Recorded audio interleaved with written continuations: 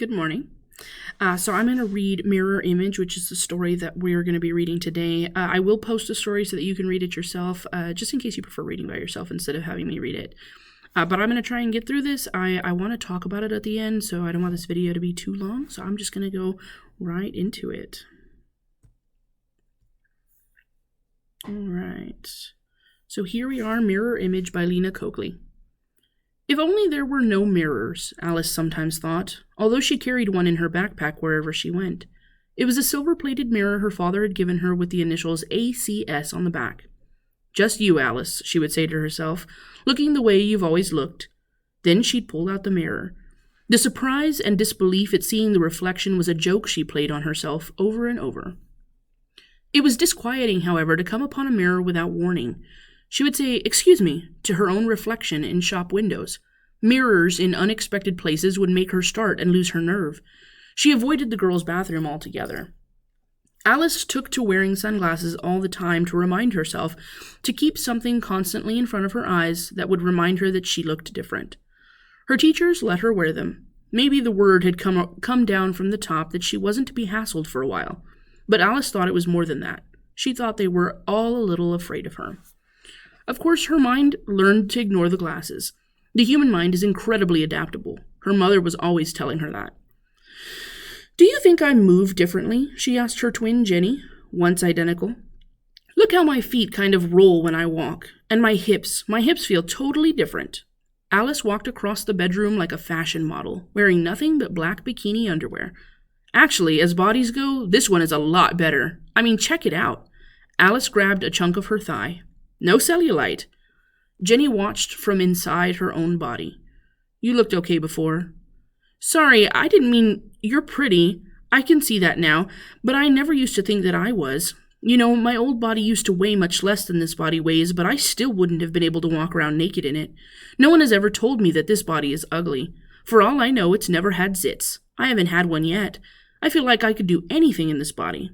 Hey, did I show you? I can almost touch my foot to the back of my head."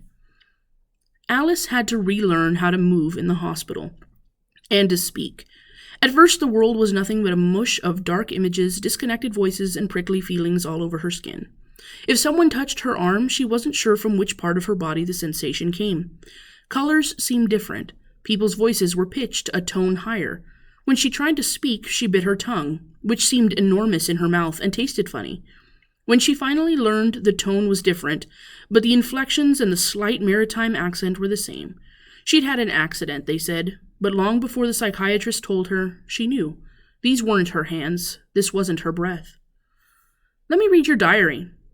Alice and Jenny lay on top of their bed, supposedly doing homework. Above each bed hung a charcoal portrait their father had drawn. He had finished them just before he died. Now only Jenny's was a good likeness. "Not now," said Jenny, closing the book and capping her ball-point pen. "You can read mine." "I know what your diary says. Ooh, I found a new mole today on my new body. Ooh, don't my new armpits smell divine?" "Come on, what do you have, some big secrets in there? We've always read each other's diaries." "I have to get to know you better." Jenny slipped her diary between her mattress and box spring. "Yeah, right," Alice laughed. Then she realized her sister wasn't joking. "What, 14 years wasn't enough?" "You were in the hospital a long time, that's all I mean." Alice swung her legs over the side of her bed and looked at Jenny. At one time, looking at her was like looking in the mirror, and Alice still found her sister's coppery red hair and masses of freckles more familiar than her own reflection. "Jenny, we're still twins. I have the same memories. Camp Wasaga, moving to Toronto, Dad. You know, when I draw, I can still make the shadows just the way he showed us. Isn't that amazing? Even though I have a different hand, and my signature is the same too. This is me in here, Jenny. My brain is me." Jenny rolled over on her bed. "Whatever, you still can't read it." Alice was in the hospital for months. She saw doctors, interns, psychiatrists, physical therapists, speech therapists. Once a reporter who had actually scaled the building poked his head through the window to ask, "Hey Alice, how do you feel?" and snapped a few photos. All the mirrors had been removed, of course, from her room and bathroom, but Jenny and her mother brought her the hand mirror with her initials when the doctors thought Alice was ready. "They couldn't have saved your old body," her mother said. "This was the only way to keep you alive." No one knows what it will be like, said Jenny. You're the only one who's ever survived before. I know all that, Alice slurred. The doctors had taken the precaution of giving her a mild sedative. It made her feel like everything was happening to someone else, far away. She held the silver mirror in one hand. With the other, she pulled at her face, squeezed it as if it were clay. Alice was mesmerized by the unfamiliar eyes, big and brown and dark. Whenever her father painted her, he'd spend most of his time on the eyes. The eyes are the mirror of the soul, he used to say. Whose soul is that? Alice wondered. For a moment, she considered screaming, but it was too much trouble. Besides, it wouldn't be her scream. It's okay, Mom, she said. Maybe I'll start looking like myself again, if I try hard enough, if I concentrate hard enough. Very slowly, over the course of years, my eyes will change color. My face, it might. Alice's mother stroked her hair. We'll get through this, she said. The human mind is incredibly adaptable. Mrs. Jared's on TV again, Alice called. Turn it off, her mother said. It's time for birthday cake. But Alice and Jenny kept watching. Above the television, the faces of the family portrait Alice's father had painted smiled into the room. A new development in the story of Girl X, said the newscaster. First surviving recipient of a brain transplant.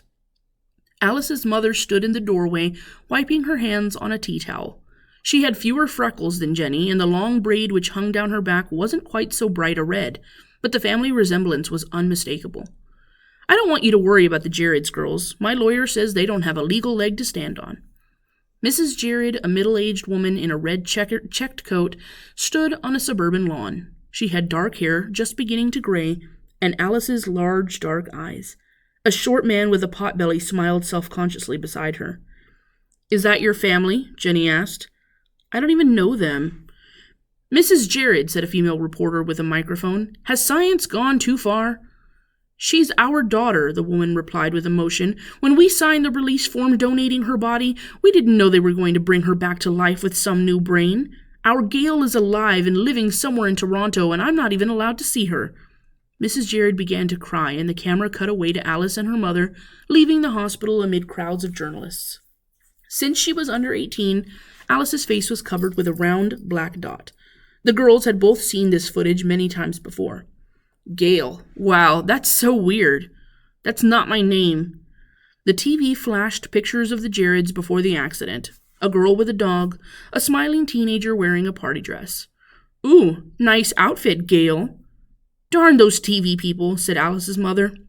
They protect our privacy by not showing what you look like, and then they show pictures of your body before the accident. That makes a lot of sense. The Jareds probably gave permission, said Alice. Anyway, it doesn't matter. Everyone at school knows. The whole world knows. Alice's mother continued as if she was talking to herself. Those Jareds. If we start having reporters all over the lawn again... She twisted her face in disgust, strode across the room, and turned off the television with a sharp flick of her wrist. Hey! Go on, cake time. I made it from scratch. Alice's favorite, chocolate with mocha cream. In the dining room, a huge and elaborate cake was waiting on the table. Rich white chocolate piping swirled over dark mocha. Ornate candy violets decorated the cake's tall sides. Awesome, Mom, said Alice. She couldn't remember her mother ever making a homemade cake before. You blow first, she said to Jenny as she sat down. You're the oldest. By 2 minutes, said Jenny. And anyway, baby, I'm not the oldest anymore. What do you mean? You might be older than me now with your new body. You might be old enough to drive for all we know. Alice's brown eyes widened. Mom, if my body is 16, does that mean I can get my license? Forget it, her mother said as she lit the cake. You could barely walk 6 months ago. She switched out the lights. In the yellow glow of the candles, Alice and Jenny followed a tradition that their father had started long ago. First, Alice and her mother sang happy birthday to Jenny. Then, after Jenny had blown them out, the candles were lit again for Alice, and the song was sung a second time. Alice blinked and squinted when the lights came on again. I forgot to make a wish, she said. Her mother smiled and handed a slice of the beautiful cake to each of the girls.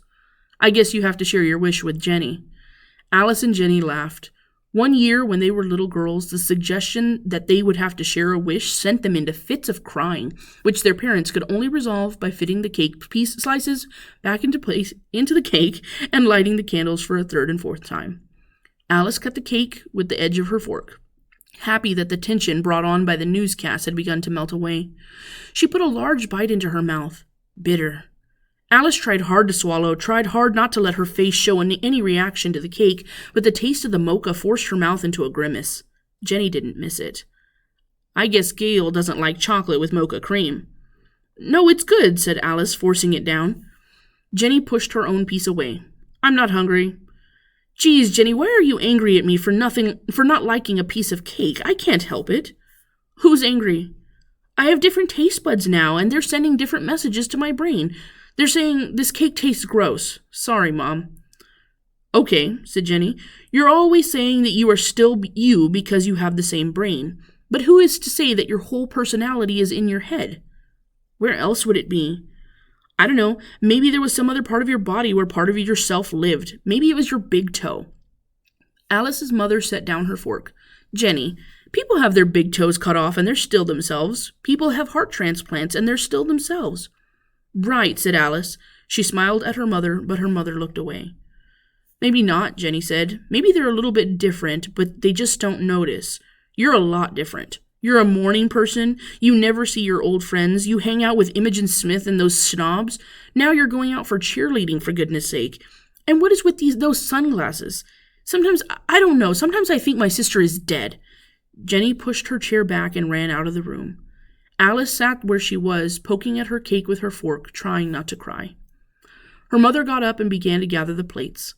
I think, she began, her voice wavering, I think cheerleading would be very good for your coordination. Alice stared at her mother, but again her mother avoided her eyes. Suddenly Alice thought she understood the elaborate cake. She made it because she felt guilty.